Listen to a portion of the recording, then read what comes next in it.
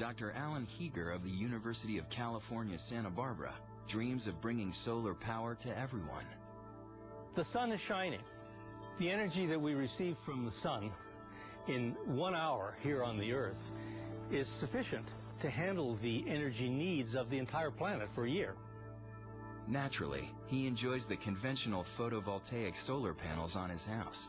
The power from the solar cells is coming down through this cable into the house. This is our electric meter.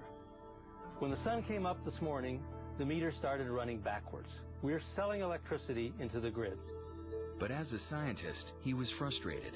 A half-century after their introduction, silicon-based solar panels remain bulky, rigid, and most of all, they cost too much.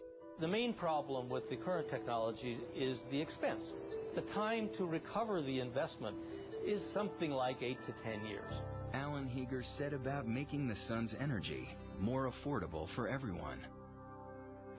So the goal that we have, the dream I should say, is to create a technology for low-cost solar cells. First, he needed a cheaper material, plastic. And there was a moment of discovery which really enables this whole enterprise toward plastic solar cells.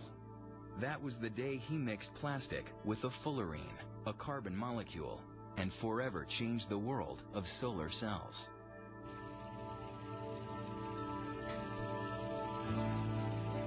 To his surprise, the electrons in the plastic started moving.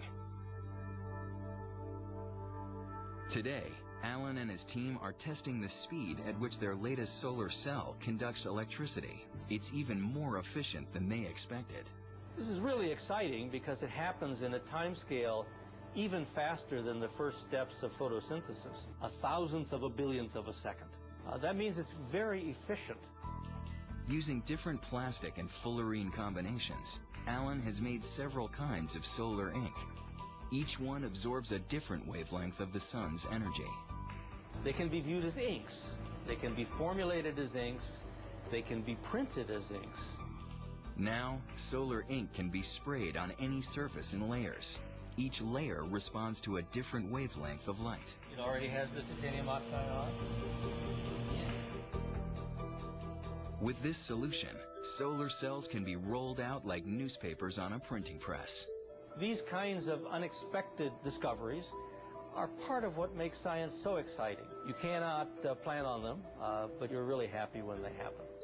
Alan Heeger is putting his theory into practice at a Massachusetts-based company called Konarka. The most revolutionary thing out of this technology is that it can be mass-produced at very high speeds and very high volumes. Alan Heeger and Konarka are on their way to making solar energy in the form of power plastic mainstream. All the magic happens here. This is our unique coating technology. These coatings are very thin. They are 1/10 of the human hair in thickness. Power plastic is a whole new breed of solar. They can pick up very low light, like cloudy days. And even right now, with these lights, these tiny cells are producing electricity. They can also gather light at off angle. Most solar cells have to be pointed directly at the sun.